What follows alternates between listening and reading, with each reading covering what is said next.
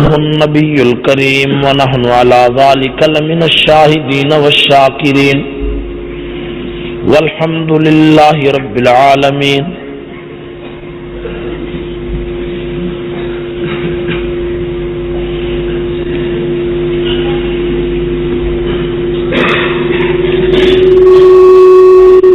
امیر شام تیری جاہ و منزلت کی قسم،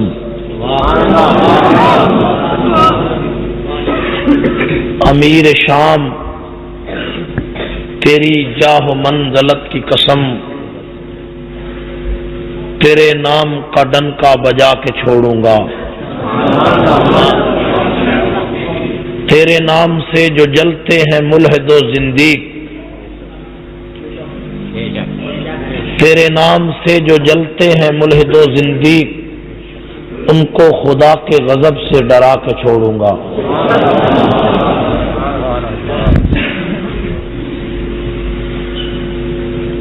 میرے واجب الاحترام قابل صد احترام علماء کرام، سرگودا کے غیور نوجوانوں،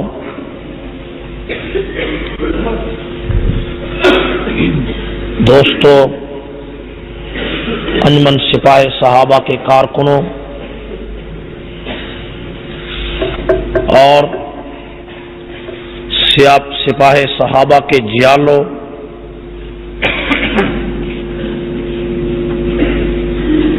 میں 12 فروری کو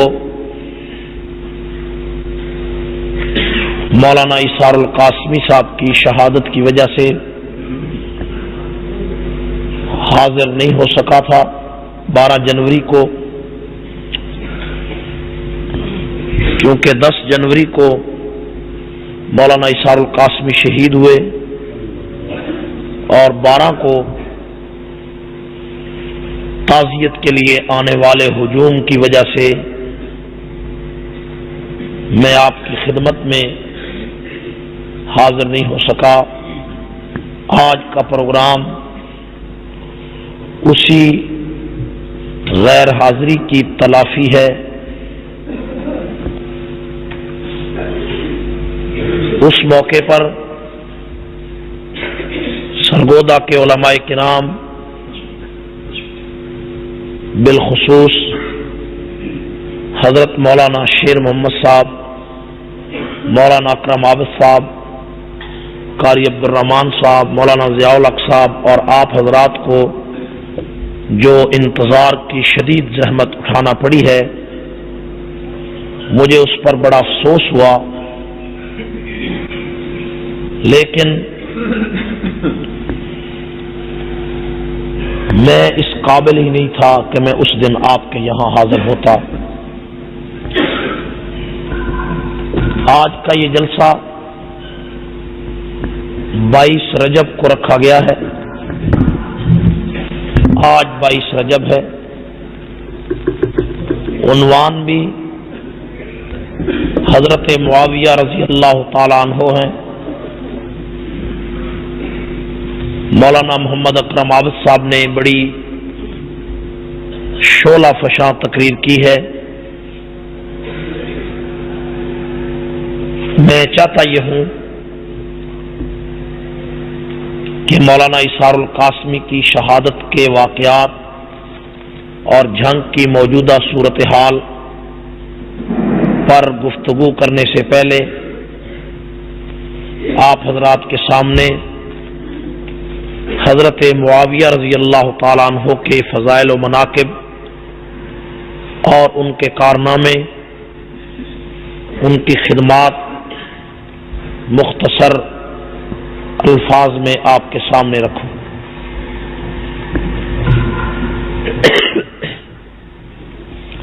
میرے بھائیوں، حضرت معاویہ رضی اللہ تعالیٰ عنہ کوئی معمولی صحابی نہیں ہے. شیعیت نے اور شیعہ مورخین نے سینکڑوں برس تک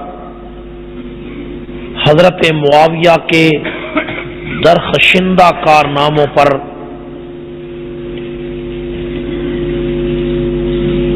تاریخ کے دھندلکے ڈال کر انہیں بددیانتی اور خیانت کی دبیز تہوں میں چھپا دیا تھا،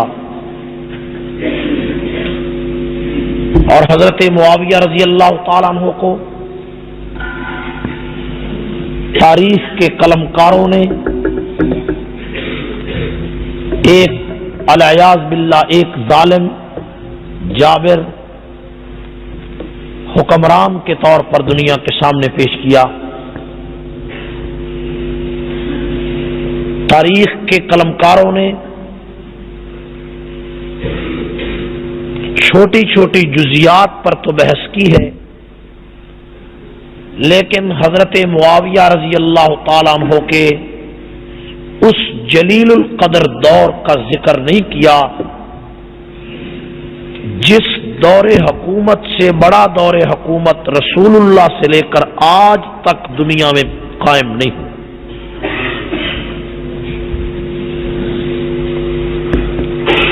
حضرت معاویہ رضی اللہ تعالیٰ عنہ ایک جلیل القدر ہستی،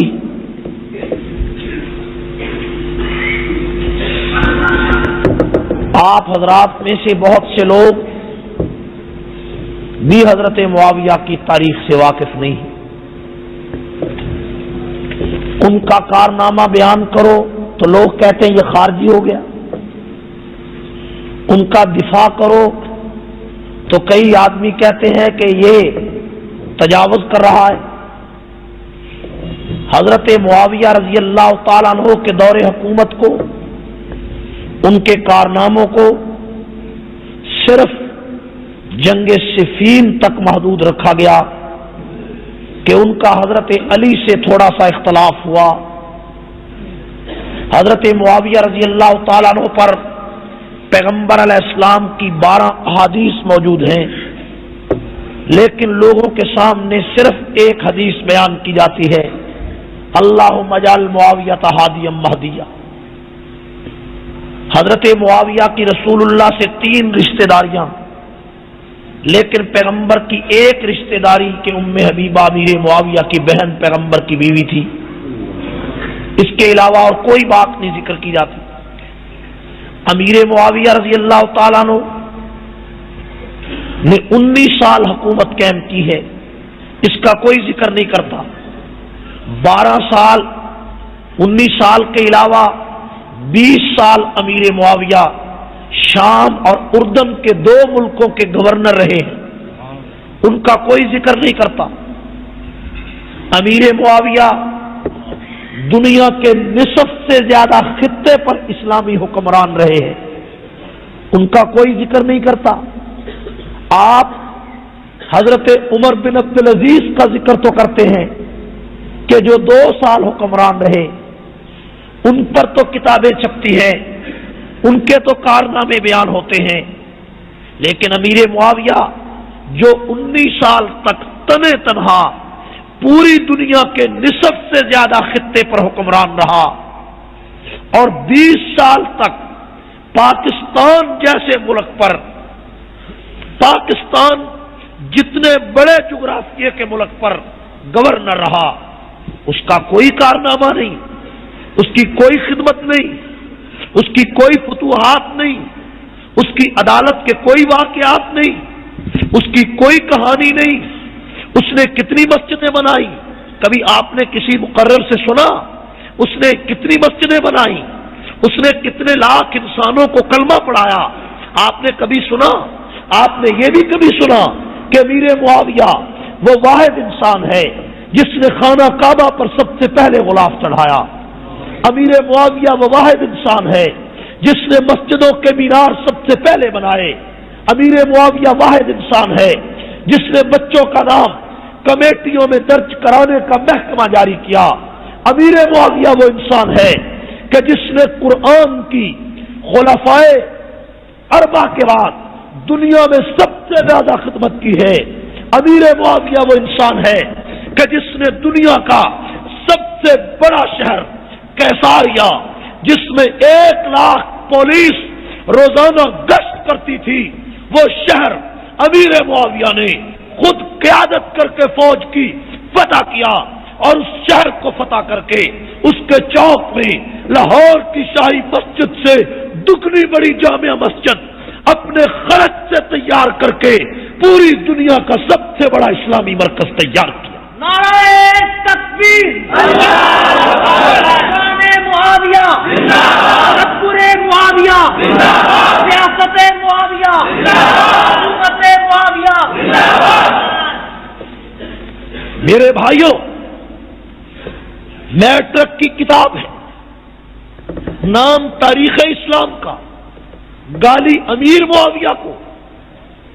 ایف اے کی کتاب ہے، نام تاریخ اسلام کا، گالی امیر معاویہ کو۔ بی اے کی کتاب ہے، نام تاریخ اسلام کا، گالی امیر معاویہ کو۔ ایم اے کی تاریخ ہے، نام تاریخ اسلام کا، گالی امیر معاویہ کو۔ کیوں کہ چیتڑے سارے شیعہ کے لکھے ہوئے ہیں۔ تبری کا چیتڑا شیعہ کا ہے، مسعودی کا چیتڑا شیعہ کا ہے، ابن ابی مخنف کلبی کی تاریخ شیعہ کی ہے، ابی الحدیث کی تاریخ شیعہ کی ہے، لوط بن یحییٰ کی تاریخ شیعہ کی ہے، اور بڑی بڑی تمام تاریخوں کے مورخ سب شیعہ ہونے کی وجہ سے امیر معاویہ کی خدمات کو فراموش کر کے، امیر معاویہ کی کہانیوں کو بھلا کر، امیر معاویہ کے کارناموں کو بھلا کر انہیں صرف جنگ صفین کا ہیرو بنا کر پیش کیا گیا کہ صرف حضرت علی سے ان کی لڑائی ہوئی، اور حضرت علی سے جو ان کی لڑائی ہوئی وہ تو تمہیں یاد ہے، وہ تمہیں وہ لڑائی کیوں نہیں یاد جو امیر معاویہ نے سمندروں میں لڑ کے یورپ کے دروازے پہ محمد کا اسلام پہنچایا۔ نعرہ تکبیر، سیاست معاویہ، تکبر معاویہ، حکومت معاویہ،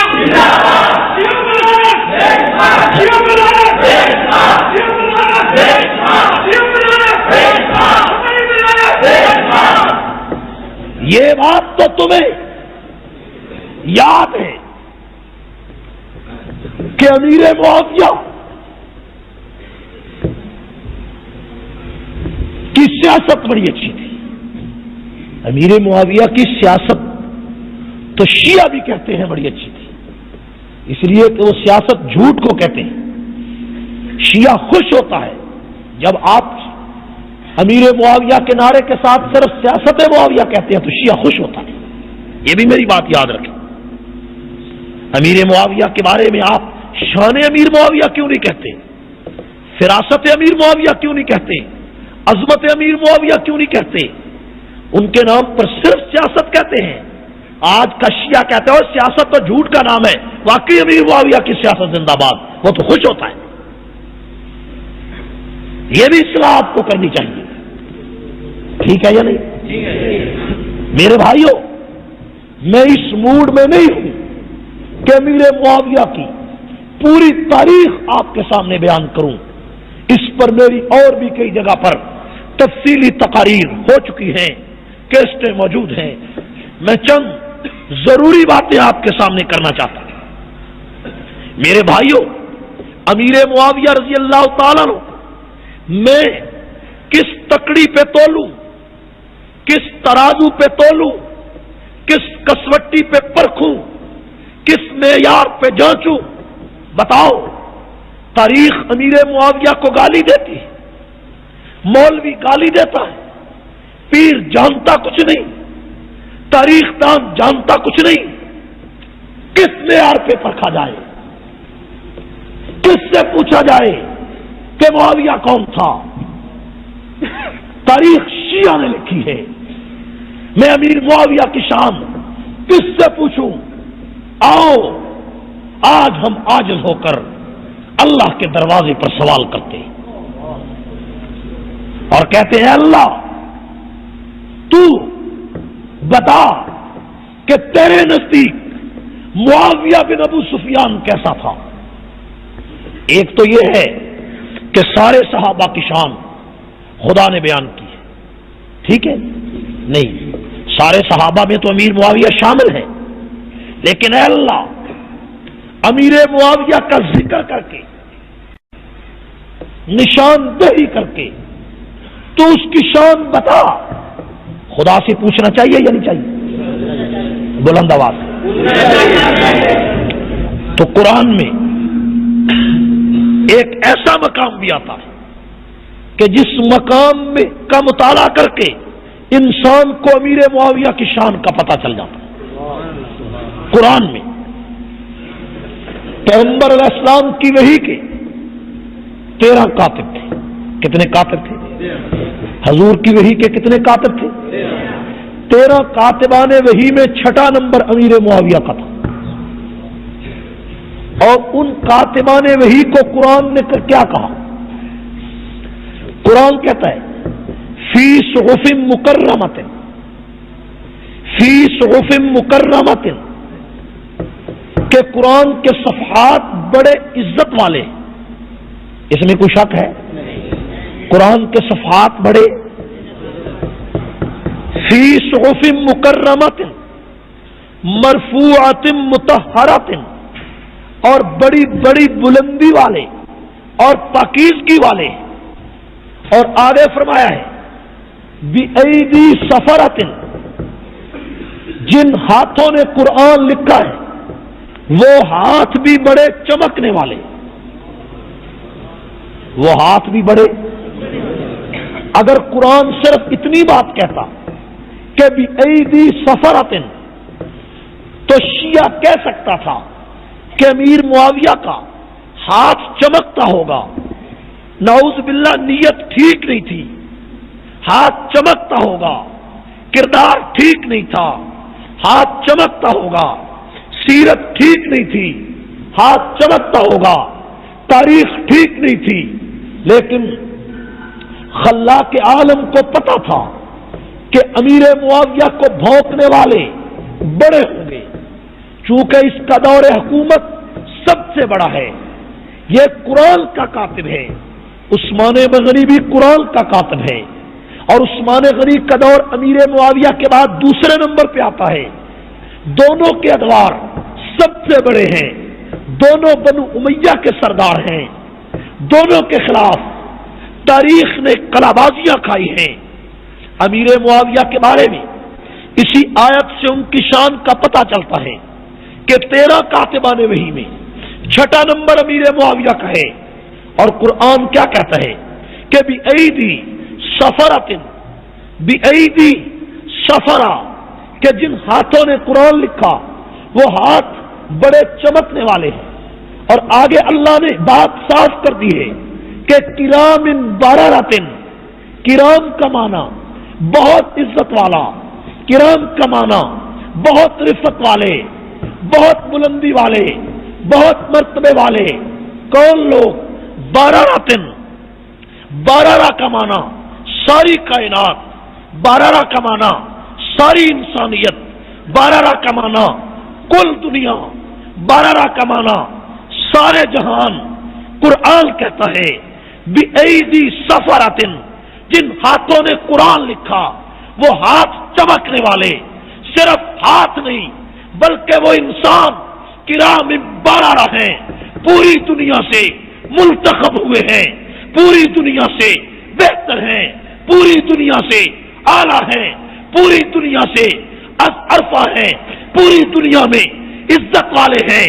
اے امیر معاویہ کاتب وحی ہو، قرآن اعلیٰ کہے، قرآن عزت والا کہے، قرآن سب سے بہتر کہے، تاریخ برا کہے، چیتڑا برا کہے، ملا برا کہے، پیر برا کہے، شیعہ برا کہے، اور قرآن کرام بررہ کہے۔ میرا عقیدہ، میرا نقطہ نظر، سپاہ صحابہ کا عقیدہ، میرے قائد کا عقیدہ، اہل سنت کا عقیدہ یہ ہے کہ ساری کائنات کے مورخ بھونکتے رہیں، پیر امیر معاویہ کا دشمن شیعہ بھونکتے رہیں، تاریخ کے ستمگر بھونکتے رہیں، تاریخ کے سکالر بھونکتے رہیں، شیعہ مورخ بھاگتے رہیں. ان کے سامنے تاریخ ہے، میرے سامنے کرام بررہ ہے. ساری تاریخ ایک طرف ہے، کرام بررہ ایک طرف.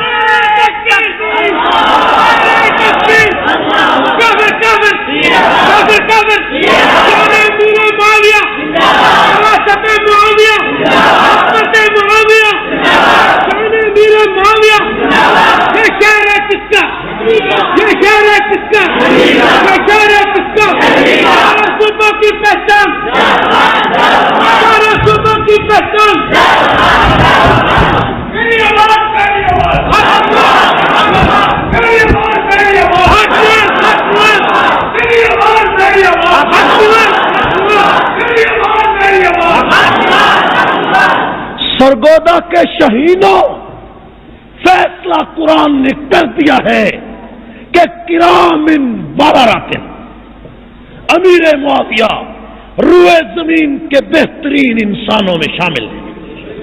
شامل ہے یا نہیں؟ کوئی دنیا کا مورخ امیر معاویہ کو کتابت وحی سے نکال نہیں سکا ہے. امیر معاویہ کاتب وحی ہے. اس کا ذکر بخاری شریف میں ہے کہ امیر معاویہ کاتب وحی ہے، اور امیر معاویہ بخاری شریف کی روایت کے مطابق کاتب وحی ہے، اور قرآن کے مطابق روئے زمین کا بہترین انسان ہے.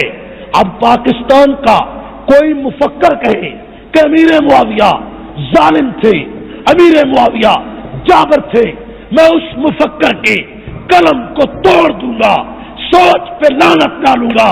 کیوں کہ ایک طرف اس کی تاریخ ہے، دوسری طرف کرام بررہ ہے.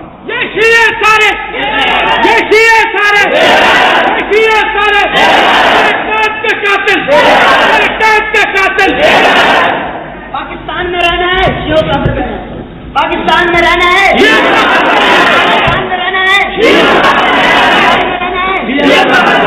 حضرت معاویہ رضی اللہ تعالیٰ عنہ کے بارے میں قرآن نے کیا کہا؟ کیا کہا؟ کرام بررہ.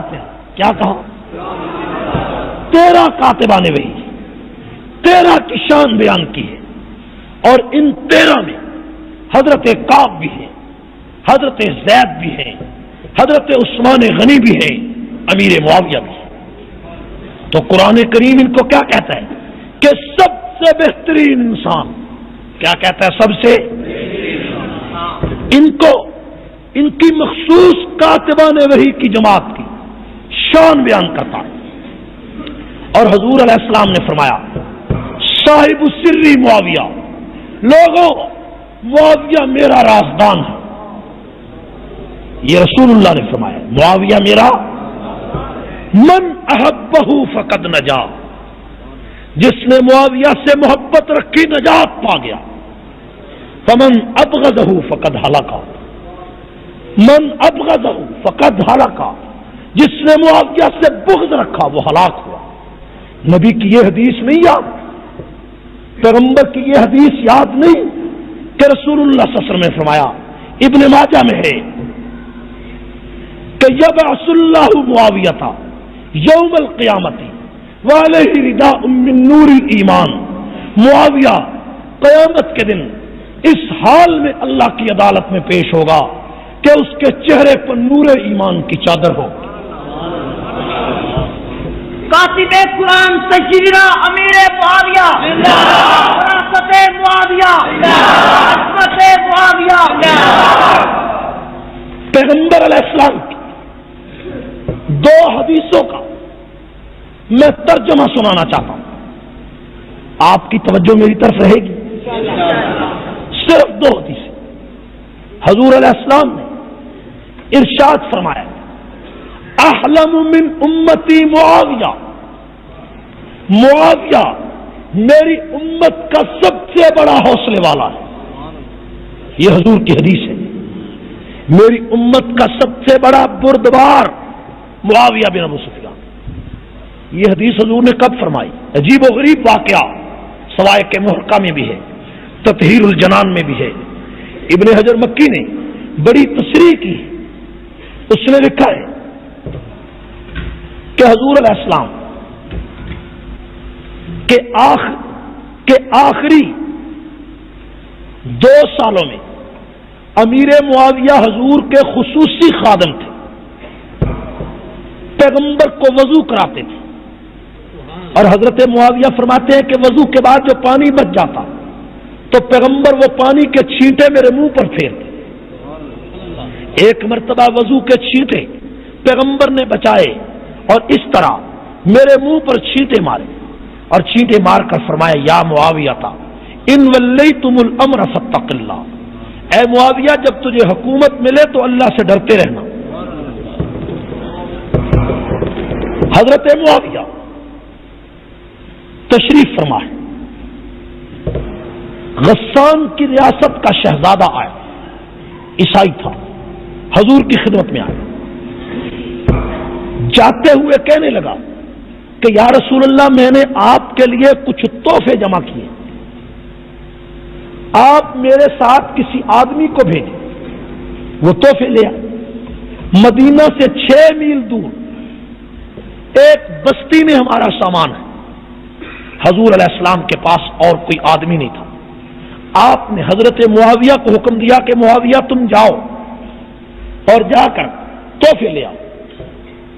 حضرت معاویہ باہر نکلے، پاؤں میں جوتا نہیں تھا، پاؤں میں جوتا دوسری طرف پڑا تھا، تو وہ شہزادہ کہتا ہے مجھے بڑی جلدی ہے ادھر آؤ۔ حضرت معاویہ ننگے پاؤں شہزادے کے ساتھ چل پڑے، شہزادہ سواری پہ سوار ہوا، حضرت معاویہ اس کے ساتھ پیدل چلے، دھوپ ہے، صحرا ہے، گرمی ہے۔ حضرت معاویہ نے اس شہزادے سے کہا مجھے بھی اپنی سواری پر سوار کر لو، تو شہزادہ کہتا ہے کہ میں شہزادہ ہوں، تو کمی ہے۔ امیر معاویہ مکے کے سردار ابو سفیان کا لڑکا تھا، لیکن شہزادے نے کیا کہا کہ میں شہزادہ ہوں، تو کمی ہے، جا، میں تجھے گھوڑے پر نہیں سوار کرتا۔ حضرت معاویہ رضی اللہ تعالیٰ نے فرمایا کہ مجھے گھوڑے پر سوار نہ کرو، تم تو گھوڑے پر سوار ہو، اپنا جوتا ہی مجھے دے دو کہ میں تمہارا جوتا پہن کر چلوں، دھوپ ہے۔ تو اس نے کہا میں شہزادہ ہوں، تو کمی ہے، میں اپنا شہزادوں والا جوتا تجھے دوں، نہیں ہو سکتا۔ وہ سواری پر سوار ہے، اس کی سواری جا رہی ہے، اور امیر معاویہ دھوپ میں، عرب کی گرمی میں، دوپہر کے وقت ریت پر بھاگ رہے، حکم رسول کا ہے۔ 6 میل تک امیر معاویہ بھاگے، ننگے پاؤں بھاگے، اور 6 میل کے بعد اس نے سامان امیر معاویہ کو دیا۔ امیر معاویہ سامان لے کر رسول اللہ کے پاس آئے انہی پاؤں سے، اور حضور علیہ السلام نے فرمایا امیر معاویہ کیسے پہنچے، کتنی دور سفر تھا؟ تو حضرت معاویہ نے سارا واقعہ سنایا کہ یا رسول اللہ ننگے پاؤں گیا ہوں، حکم آپ کا تھا، تو میں نے تو جوتا بھی نہیں پہنا کہ حکم میرے نبی کا ہے، کہیں تاخیر نہ ہو جائے۔ تو رسول اللہ صلی اللہ علیہ وسلم نے پورا واقعہ سننے کے بعد فرمایا احلم من امتی معاویہ، میری امت کا سب سے بڑا حوصلے والا معاویہ ہے۔ یہ بات اگر یہاں تک ہوتی تو میں اس کو ذکر نہ کرتا، میں آگے چلتا ہوں، حیرت انگیز بات بتانا چاہتا ہوں۔ اس واقعہ کے پورے 35 سال کے بعد، کتنے سال کے بعد؟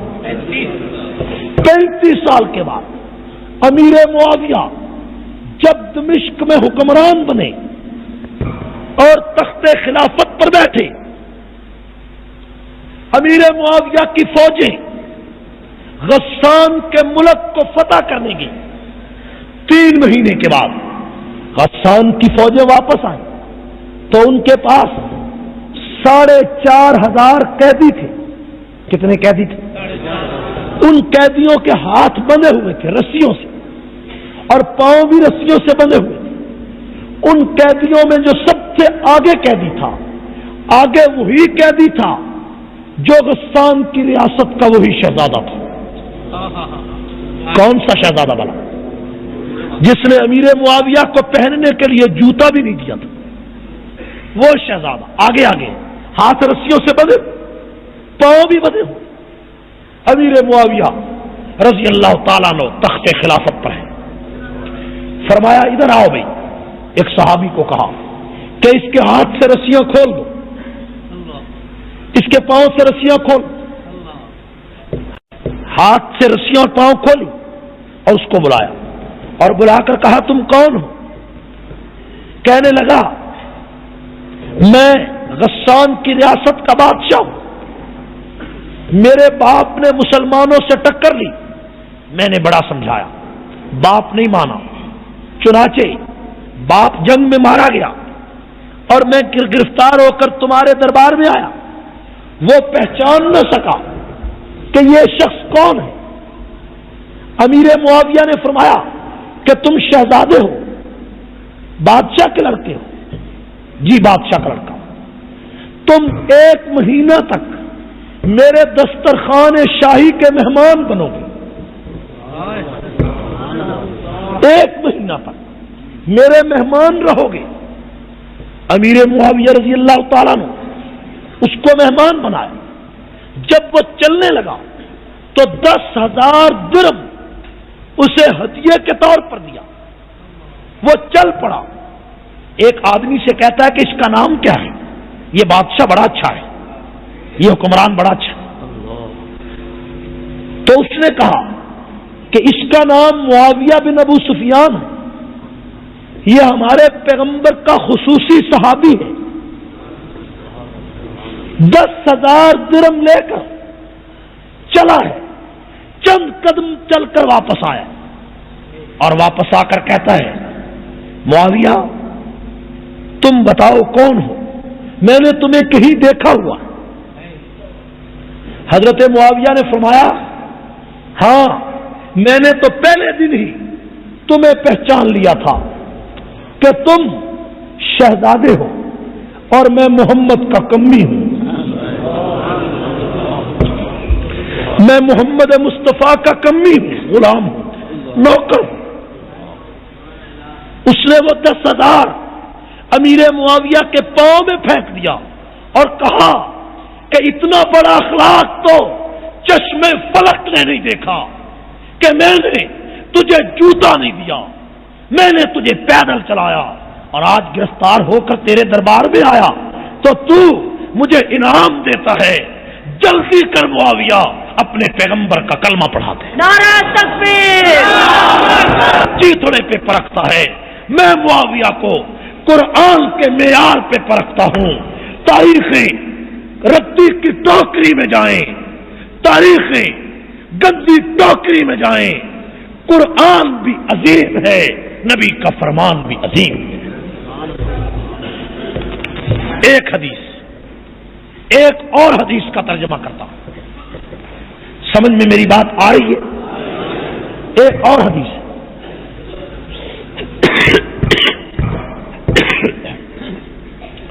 حضور علیہ الصلوۃ والسلام ام ہانی کے گھر میں رضی اللہ تعالیٰ عنہ، ام ہانی کے گھر میں تشریف فرما ہے۔ ام ہانی، 2 ام ہانی اسلام میں، ایک حضرت علی کی بہن کا نام بھی ام ہانی، ایک پیغمبر کی پھوپھی ذات لڑکی کا نام بھی ام ہانی، یہ علیحدہ علیحدہ۔ ام ہانی کے گھر رسول اللہ تشریف فرمائے، آرام کر رہے ہیں، دوپہر کا وقت ہے، دوپہر کا وقت ہے۔ ام ہانی کہتی ہے کہ اچانک میں نے دیکھا کہ پیغمبر کی آنکھ کھلی اور نبی مسکرانے لگے۔ پیغمبر مسکرائے تو جنت کا دروازہ کھلتا ہے، کھلتا ہے یا نہیں؟ نبی مسکرائے۔ ام ہانی کہتی ہے میں نے عرض کیا یا رسول اللہ بڑے آپ خوش ہیں، آپ آج بڑے خوش ہیں۔ اللہ اکبر۔ حضور نے فرمایا میں آج خوش کیوں نہ ہوں، میں نے ابھی خواب دیکھا ہے کہ خواب میں میری امت کا ایک لشکر سمندروں میں اسلام کی جنگ لڑ رہا ہے، سمندر میں اسلام کی جنگ لڑ رہا ہے، اور اے ام ہانی گواہ ہو جاؤ کہ جو شخص، جو عورت اس لشکر میں شریک ہوگی اس پر جنت واجب کر دی گئی ہے۔ حدیث کے الفاظ ہیں اول جیش یغزو البحر فقد اوجب الجنہ، پیغمبر کی حدیث ہے۔ اول جیش، پہلا لشکر جو سمندروں میں اسلام کی جنگ لڑے گا اس پر جنت واجب ہو چکی ہے۔ ام ہانی کہتی کہ میرے پاس ایک لڑکی بیٹھی، اس لڑکی نے کہا یا رسول اللہ صلی اللہ علیہ وسلم میرے لیے دعا کریں کہ میں بھی اس لشکر میں شریک ہو جاؤں۔ اس لڑکی کا نام تھا ام حرام۔ کیا نام تھا؟ لڑکی کا نام تھا۔ حضور نے ہاتھ اٹھائے، فرمایا اے اللہ اس ام حرام کو بھی اس لشکر میں شریک کرنا۔ نبی نے دعا مانگی، بات ختم ہو۔ ام حرام کہتی کہ ہجرت کے بعد میں مدینہ آئی تو میں نے میری شادی ایک جلیل القدر صحابی حضرت عبادہ بن صامت رضی اللہ تعالیٰ عنہ سے ہوئی۔ شادی ہو گئی، حضور دنیا سے چلے گئے، صدیق اکبر کا دور آیا، فاروق اعظم کا دور آیا، عثمان غنی کا دور آیا۔ ام حرام کہتی ہے کہ میں صحن میں بیٹھی، ایک آدمی نے آواز لگائی او مدینہ کے لوگوں، او مدینہ کے لوگوں، ملک شام میں معاویہ بن ابو سفیان نے ایک لشکر تیار کیا ہے جو لشکر سمندروں میں اسلام کی جنگ لڑے گا۔ مدینہ کے لوگوں آؤ، جس نے اس لشکر میں شریک ہونا ہے اپنا نام لکھواؤ۔ ام حرام کہتی ہیں کہ میں رسول اللہ سے سن چکی تھی، دعا کرا چکی تھی کہ نبی نے فرمایا تھا اول جیش یغزو البحر فقد اوجب الجنہ۔ میں نے کہا عبادہ اٹھو، جنت لینے کا وقت آ گیا۔ میں اور میرا خاوند باہر نکلے، میں نے ان لشکریوں کو نام لکھوایا اور نام لکھوا کر چند دنوں کے بعد ہم ملک شام چلے گئے۔ امیر معاویہ تخت خلافت پر بیٹھے اور ان کے سامنے جب عبادہ بن صامت میرے شوہر نے پیغمبر کی وہ حدیث پیش کی کہ اول جیش یغزو البحر فقد اوجب الجنہ، کہ جنہوں نے اسلامی لشکر سمندر میں اتارا ہو، سمندر میں اسلام کی جنگ جو لشکر لڑے گا اس پر جنت واجب ہو گئی ہے۔ ام حرام کہتی ہے کہ جب رسول اللہ کا یہ فرمان میرے شوہر نے میری روایت سے امیر معاویہ کے سامنے پیش کیا تو امیر معاویہ کی آنکھوں سے آنسو نکلا، اور امیر معاویہ نے وہ لشکر تیار کیا تھا۔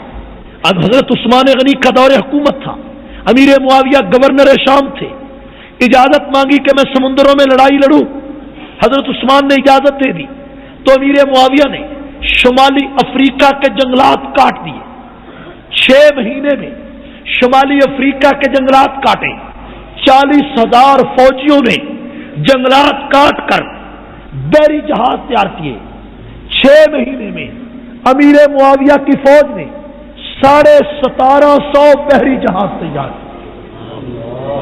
کتنے جہاز؟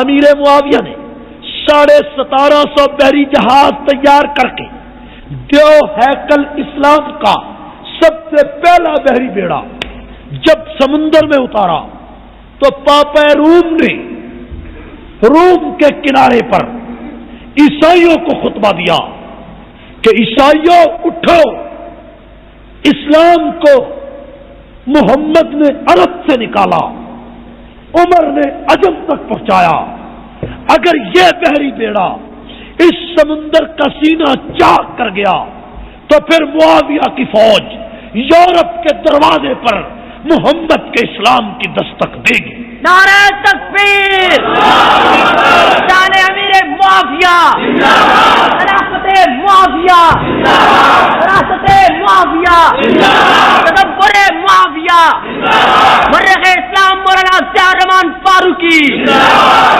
امیر معاویہ رضی اللہ تعالیٰ جس وقت وہ لشکر سمندر میں اتارا، ایک بڑی قابل غور بات ہے، یہ بات ایک عیسائی نے لکھی، گبن نے لکھی ہے تاریخ میں۔ گبن نے جو اس صحابہ کی تاریخ لکھی ہے اس تاریخ کی 22 جلدیں، کتنی جلدیں؟ انگریزی میں وہ کتاب ہے۔ گبن کہتا ہے کہ معاویہ کا ایک وہ کارنامہ جو آج تک دنیا کی آنکھوں سے اوجھل رہا وہ یہ تھا کہ جب 1750 بحری جہاز سمندر میں اتارے تو معاویہ نے اس سے پہلے پوری دنیا میں اپنی مملکت کے تمام قرآن کے قاریوں کو شام میں بلایا۔ قرآن کے قاریوں کی تعداد 750 تھی، تو معاویہ نے 70 جہازوں پر 10 قرآن کے قاری بٹھا دیے۔ 1750 جہازوں میں 70 جہاز نکال لیے اور 10 قاری بٹھا کر کہا کہ قاریوں تمہاری کوئی منزل نہیں ہے، تم نے اپنے جہازوں کو سمندر میں پھیرنا ہے، جہاں کوئی جزیرہ نظر آئے جہاز روکو اور جزیرے میں جا کر اسلام کی دعوت پیش کرو۔ یہ جتنے بھی دنیا میں جزیرے ہیں، یہ نیروبی ہے، سماٹرا ہے، یہ افریقہ کے جزیرے ہیں، جوہانسبرگ ہے، جتنے بھی جزیرے جن کی تعداد 65 سے زیادہ ہے، ان تمام جزیروں میں بمائے انڈونیشیا کے اسلام امیر معاویہ کے اس قاریوں کے لشکر نے بھیجا کہ جن قاریوں نے جا کر ایک ایک جھونپڑی میں ایک ایک سمندر کے کنارے پر محمد کے دین کا پرچم بلند کیا۔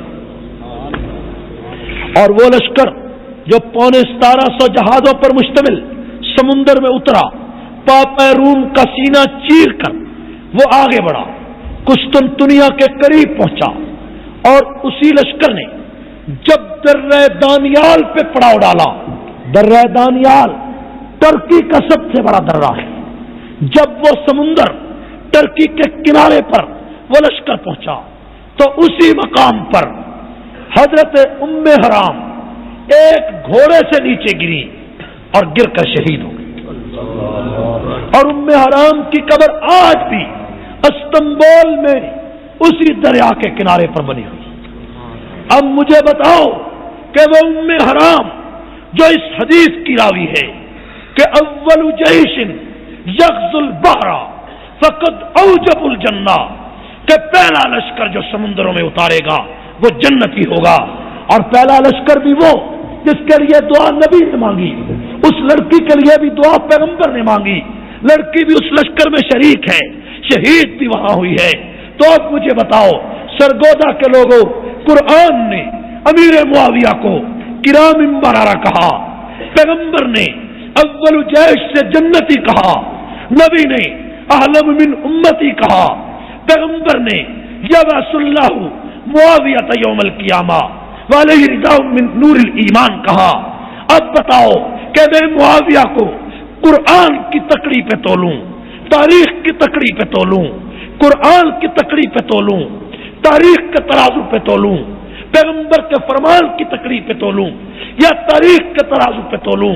میرا عقیدہ ہے، میرا نظریہ ہے کہ تاریخ، تمام دنیا کے درخت تاریخ بن جائیں، پتے کاغذ بن جائیں، درخت کلمے بن جائیں، سمندر سیاہیاں بن جائیں، اور امیر معاویہ کے خلاف لکھنے لگ جائیں، زبانیں بھونکنے لگ جائیں، لکھتے لکھتے کاغذ مٹ جائیں، قلم ٹوٹ جائیں، زبانیں تھک جائیں، ان تمام کاغذوں کو، قلموں کو، زبانوں کو جہنم کا ایندھن بنا سکتا ہوں، اللہ کے اس حکم کے مقابلے میں، کرام بررہ کے مقابلے میں ساری کائنات کو قربان کر سکتا ہوں، کرام بررہ کو سینے سے لگا سکتا ہوں۔ یہ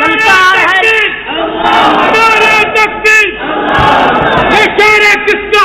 یہ شعر ہے کس کا؟ حقیقت کا دوسرا نام، حقیقت کا دوسرا نام، کل بھی جنگی زندہ تھا، کل بھی شیعہ کافر تھا۔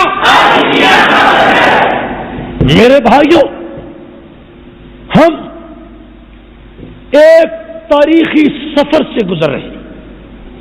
ہماری جد و جہد کو فرقہ واریت کا نام دینا، ہماری جد و جہد کو تخریب کاری کہنا، ہماری جد و جہد کو تشدد کہنا، ہماری جد و جہد کو باہمی اختلافات کو ابھارنے والی تحریک کہنا، یہ ہمارے پروگرام سے ناواقفیت کی دلیل ہے۔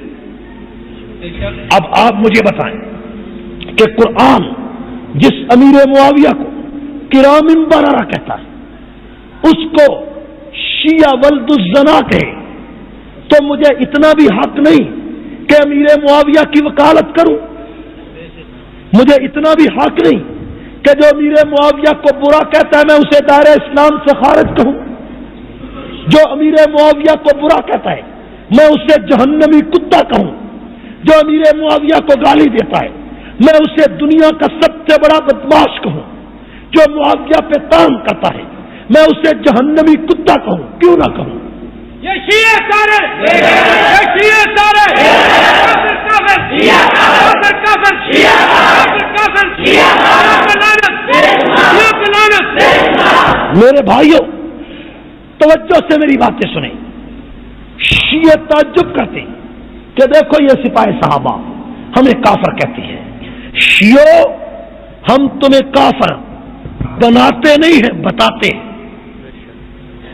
تمہیں کافر بتاتے ہیں۔ تم کافر ہو، اپنے عقائد کی وجہ سے کافر ہو۔ میرے قائد مولانا حق نواز جنگوی نے تمہیں کافر کہا، دلائل سے کہا۔ کس سے کہا؟ اسار القاسمی نے تمہیں کافر کہا، دلائل سے کہا۔ میں تمہیں چوکوں اور گلیوں میں کافر کہتا ہوں، میرے پاس دلائل ہے، میرے پاس وزن ہے، میرے پاس تمہارا لٹریچر ہے۔ خمینی نے اپنی کتاب کشف اسرار میں امیر معاویہ کو کافر لکھا ہے، جہنمی کہا ہے۔ خمینی نے کشف اسرار میں ابو بکر کو قرآن کا دشمن لکھا ہے، فاروق اعظم کو کافر اور زندیق لکھا ہے۔ آپ کو میں کافر کہتا ہوں تو آپ کو تکلیف ہوتی ہے، فاروق اعظم کو خمینی نے کافر لکھا، ہمیں کوئی تکلیف نہیں ہوتی۔ نواز شریف پاکستان کے ملنگ کو کافر نہیں کہنے دیتا، میں ابو بکر کو کیسے کافر کہنے دوں؟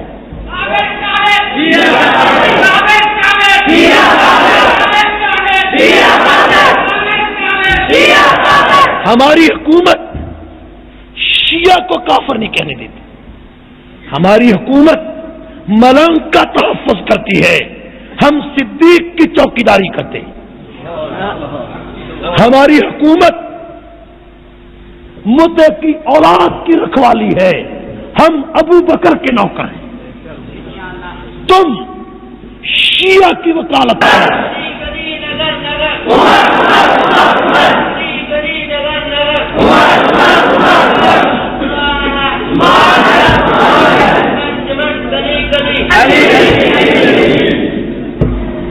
میری بات پر غور کرو۔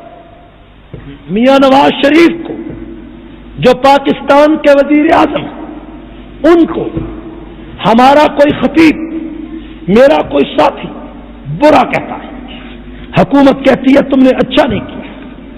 نواز شریف کو برا کہو تو اچھا نہیں ہے، ابو بکر کو برا کہو تو اچھا ہے،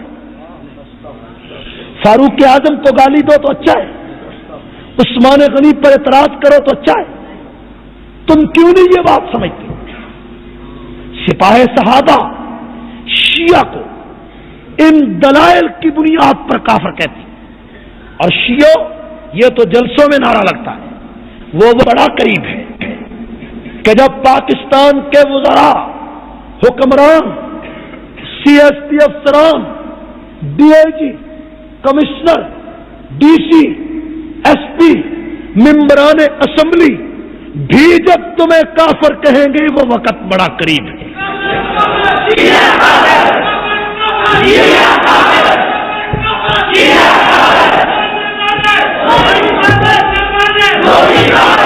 شیعو، تم اہل بیت کی محبت کی بات کر کے ابو بکر کو گالی دیتے ہو، تم علی کا نام لے کر عمر کو کافر کہتے ہو، تم فاطمہ کا نام لے کر عائشہ کو گالی دیتے ہو۔ سپاہ صحابہ تم سے ان گالیوں کا انتقام لے گی، اور دنیا کی کوئی طاقت سپاہ صحابہ کی جد و جہد کو اب روک نہیں سکتی انشاءاللہ۔ انجمن سپاہ صحابہ، انجمن سپاہ صحابہ، قائد سپاہ صحابہ۔ اس جد و جہد کے لیے ہم نے اپنے قائد کا خون دیا ہے، اپنے جرنیل کی قربانی دی ہے، اپنے کارکنوں کو جدا کیا ہے، بچے یتیم ہوئے ہیں، عورتیں بیوہ ہوئی ہیں، قبرستانوں کو آباد کیا ہے۔ میرے بھائیوں، ہمیں معلوم ہے کہ کوئی تحریک چند سال میں کامیابی حاصل نہیں کرتی، تحریکوں کے لیے صدیوں کی ضرورت ہے، صدیوں کے بعد تحریکیں کامیاب ہوتی ہیں۔ اور مجھے بھی اسی طرح یقین ہے، جس طرح میرا قائد حق نواز، میرا جرنیل اسحاق قاسمی اس راستے میں جان دے چکا ہے، اسی راستے میں ایک نہ ایک دن مجھے بھی جان دینی ہے۔ اور یاد رکھیے، میں کارکنوں سے کہنا چاہتا ہوں کہ میں مر جاتا ہوں، میں قتل ہو جاتا ہوں، جس طرح پارا چنار سے ہمیں پشاور کے ایک پولیس افسر نے کہا کہ 10 لاکھ روپیہ تمہارے قتل کے لیے متعین کیا گیا ہے، بلکہ پیسے ادا کیے جا چکے ہیں۔ میرے بھائیوں، ہر وقت ذہنی طور پر میں ہر وقت ایسے کسی بھی واقعے کے لیے تیار رہتا ہوں، اور تمہیں بھی کہنا چاہتا ہوں کہ میرے بھائیوں، تحریکوں کے لیے صدیاں گزر جاتی ہیں، نصف صدی لگ جاتی ہے، لیکن واویلا نہیں کرنا، چیخو پکار نہیں کرنی، ماتم نہیں کرنا، بلکہ ہمیں ہمارے ساتھ تعلق کا یہی تقاضا ہوگا کہ تم نے ابو بکر کی محبت کو عام کرنا، تم نے فاروق اعظم کی ناموس کو عام کرنا ہے، تم نے عثمان و علی کی حیا کو عام کرنا ہے، تم نے عائشہ کے تقدس کو عام کرنا، اور جو قوتیں ان صحابہ کے خلاف برسر پیکار ہیں، خواہ وہ ایران کے خمینی کی شکل میں ہوں، پاکستان کے نجفی اور کسی بدماش کی شکل میں ہوں، ان قوتوں کے خلاف قلب سے جہاد کرنا، زبان سے جہاد کرنا، تحریر و تقریر سے جہاد کرنا، اور پیسے سے جہاد کرنا، جوانی سے جہاد کرنا، اپنے زندگی کا مشن بناؤ۔ موت ایکسیڈنٹ میں بھی آ جائے گی، موت بستر پہ بھی آ جائے گی، موت اچانک بیماریوں سے بھی آ جائے گی، موت زلزلے اور طوفانوں سے بھی آ جائے گی، لیکن جو موت عائشہ کے دوپٹے کے لیے آئے، جو موت صحابہ کی چوکیداری کے لیے آئے، اس سے اچھی کوئی موت نہیں۔ تیرے حکم پر اب ہمارا ایک ہی کام، اب ہمارا ایک ہی کام،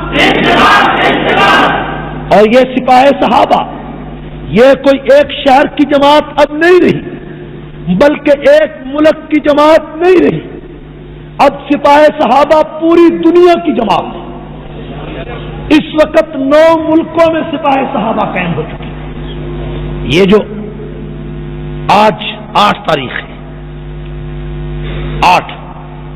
6 تاریخ کو یعنی پرسوں میں نے بنگلہ دیش کے دارالحکومت ڈھاکہ میں عشاء کے بعد جامع مسجد بیت المکرم کے میدان میں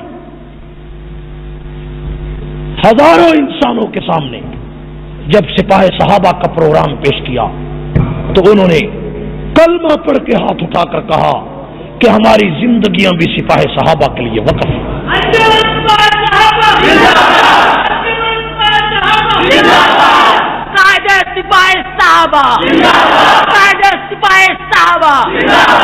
سنیت کے ترجمان ہمارا نوجوان،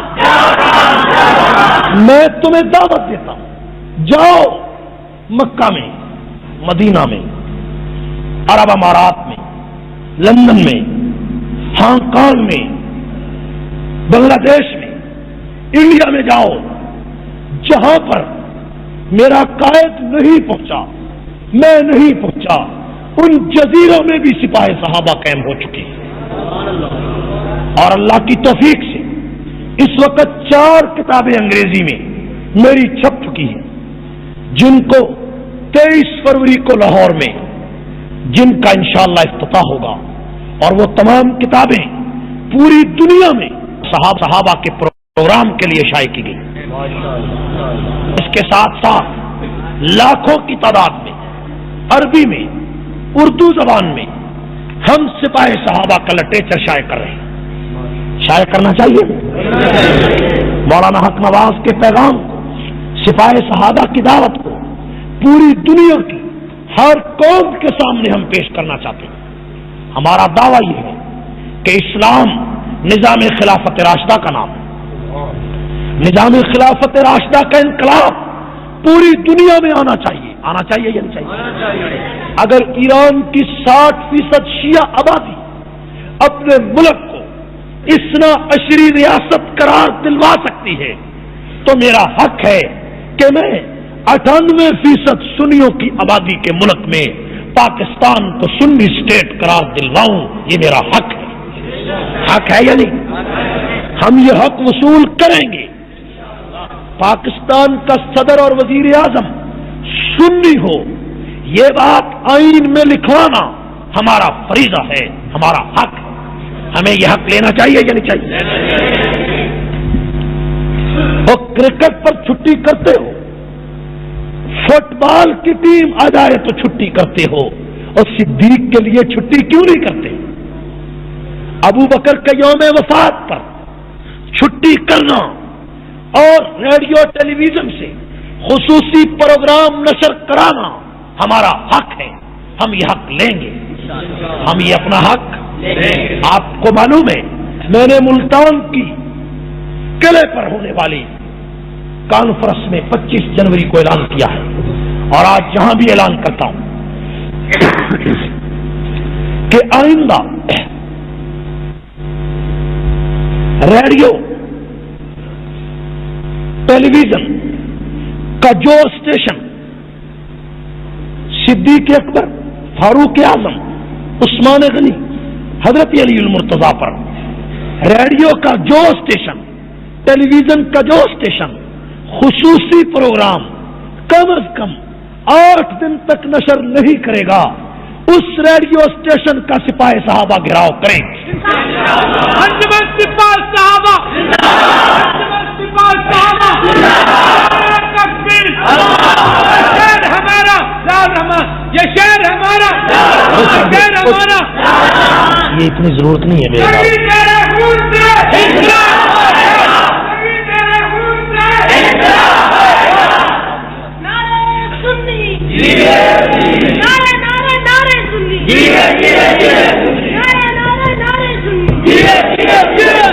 پاکستان کا جو اخبار، خواہ جنگ اخبار ہو، نوائے وقت ہو، پاکستان ہو، کوئی اخبار ہو، خلفائے راشدین کے ایام پر خصوصی ایڈیشن شائع نہیں کرے گا، اس اخبار کو ہم چوکوں میں آگ لگائیں گے۔ لگائیں گے یا نہیں لگائیں گے؟ آپ اس کے لیے تیار ہو؟ چاہے تمہارے قدم بڑھاؤ، چاہے تمہارے قدم بڑھاؤ، چاہے تمہارے قدم بڑھاؤ۔ میں نے پہلی مرتبہ फैसल आबाद के 4 जनवरी के जलसे में घंटा घर में हजारों इंसानों के इज्तिमा में टेलीविजन और रेडियो को चैलेंज दिया था। आपने इस मर्तबा सुना होगा कि टीवी में खुसूसी प्रोग्राम सिद्दीक अकबर के नशर किए गए हैं।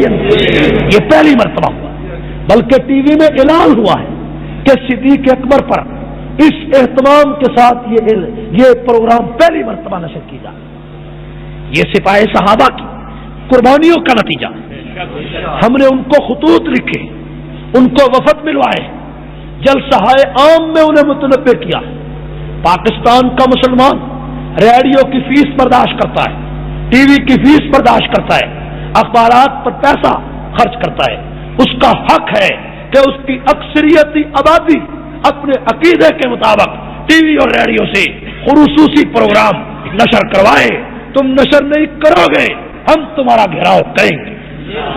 तेरे हुक्म पर तेरे हुक्म पर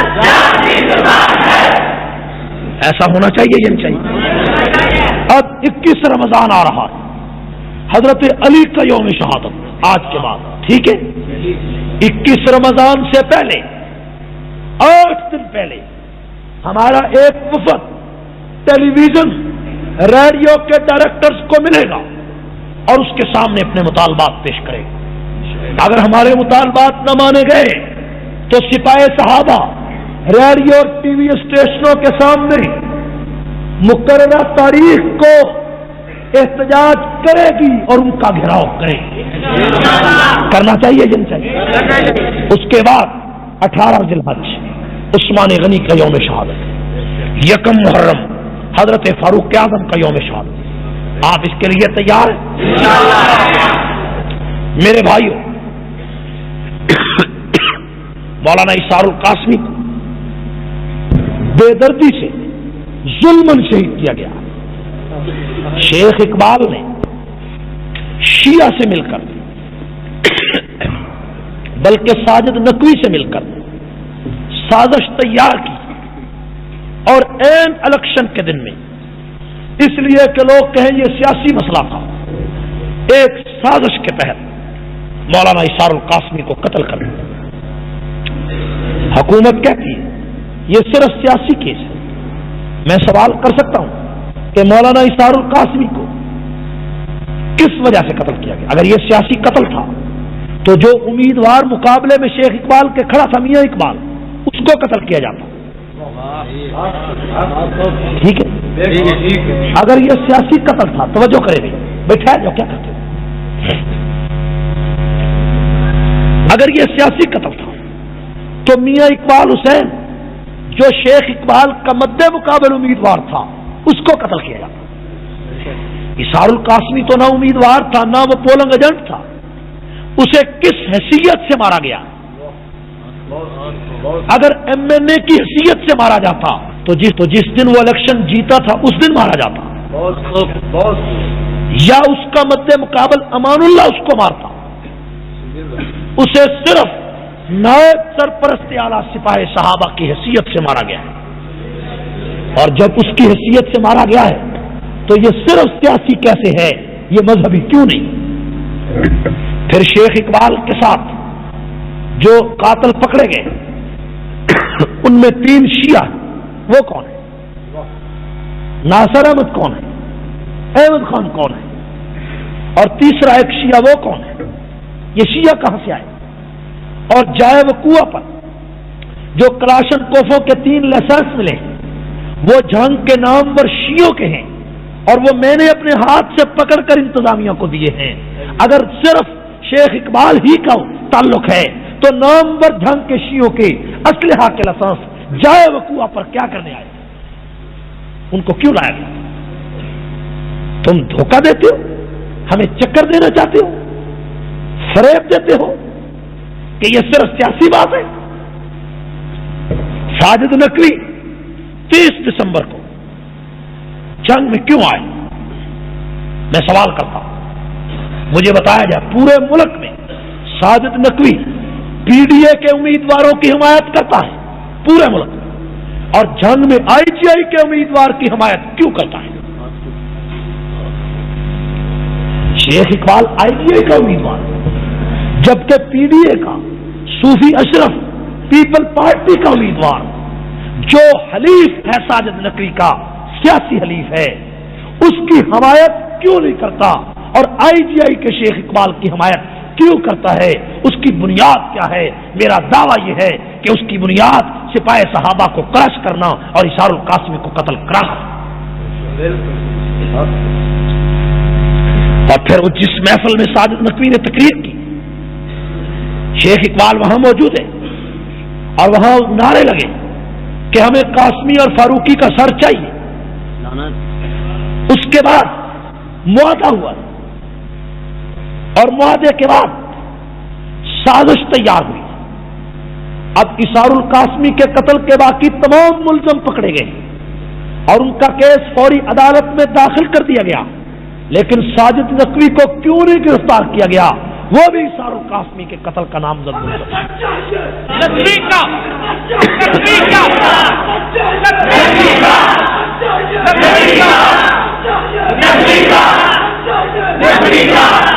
میں حکومت پنجاب سے کہنا چاہتا ہوں کہ اگر ذوالفقار علی بھٹو ایک مقدمہ قتل میں پھانسی چڑھ سکتا ہے تو ساجد نقوی ایک مقدمہ قتل میں تفتیش میں شامل کیوں نہیں ہو سکتا؟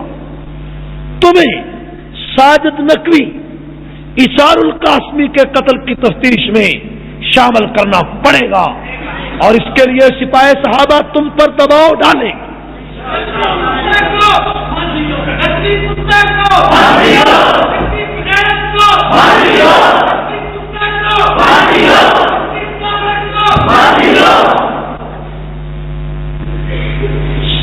میرے بھائیوں، صادق گنجی کے لیے 8 دن میں فوری عدالت، صادق گنجی کے لیے 8 دن کے اندر فوری عدالت۔ مولانا حق نواز جھنگوی لوارس ہے، پر تمہارے ملک کا سربراہ جنرل ضیاء الحق، اس کے لیے فوری عدالت نہیں بن سکی، حق نواز جھنگوی کے لیے نہیں بن سکی، علامہ ثانی ظہیر کے لیے فوری عدالت نہیں بن سکی، حبیب الرحمان یزدانی کے لیے نہیں بن سکی، صادق گنجی کے لیے فوری عدالت۔ یہ ایرانی پٹھو دعا نے، یہ ایرانی پٹھو یہ ایرانی پٹھو یہ کمے سکے یہ لال ٹماٹر یہ پانی شاہی۔ میرے بھائیوں، یہ ہمارے جائز مطالبات ہیں، ان مطالبات کو پورا کرانا ہمارا حق ہے، ہمارا حق ہے یا نہیں؟ اور میں رات ہی بنگلہ دیش سے واپس آیا ہوں تو مجھے معلوم ہوا کہ جنگ کے اندر بے پناہ تشدد ہمارے کارکنوں پر ہوا ہے۔ ایک کارکن ہمارا شہید ہوا ہے، نذیر، اور اس کے علاوہ 35 مکان اہل سنت کے جلائے گئے، دکانیں جلائی گئی، اور آج 800 ہمارے کارکنوں کی گرفتاری جنگ میں ہوئی ہے۔ آج میں نے ابھی مغرب کے بعد چیف سیکرٹری سے بات کی، ہم نے ان پر واضح کر دیا، میں نے انہیں کہا ہے کہ تمہاری جنگ کی انتظامیہ کے ساتھ ہمارا بائیکاٹ ہے، یہ بدماشوں کو اور چوروں کو، ڈاکوؤں کو، شیعہ گنڈوں کو تحفظ دے رہی ہے، اور سنیوں کے لیے 5 دن سے جنگ شہر میں کرفیو ہے، کوئی وقفہ نہیں دیا گیا۔ آٹا، دودھ، پانی کی قلت کی وجہ سے گھروں میں بچے تڑپ رہے۔ جنگ کتنی عجیب بات ہے کہ 15 دن پہلے special branch CID police government کو اطلاع دیتی، جنگ انتظامیہ کہ پشاور سے جنگ کے لیے اسلحہ روانہ ہوا ہے، میاں والی کے راستے جنگ پہنچ رہا ہے، اس میں کلاشن کوفیں، لیکن جنگ کی انتظامیہ نے وہ اسلحہ نہیں روکا۔ 4 دن کے بعد وہ اسلحہ چلا تو ہمارے سینکڑوں کارکن زخمی ہوئے اور پورے شہر میں قیامت برپا کر دی، اور सन 47 کے بعد سے लेकर آج تک جنگ میں سنیوں پر اتنا بڑا ظلم نہیں ہوا جتنا ظلم ان 4 دنوں میں. سن لو ایرانیوں، اگر جنگ کے واقعات پر سپاہی صحابہ پورے ملک میں احتجاج کرنے کا اعلان کرے تو تم ہمارا ساتھ دو گے؟ جو ساتھ دیں گے دونوں ہاتھ کھڑا کریں.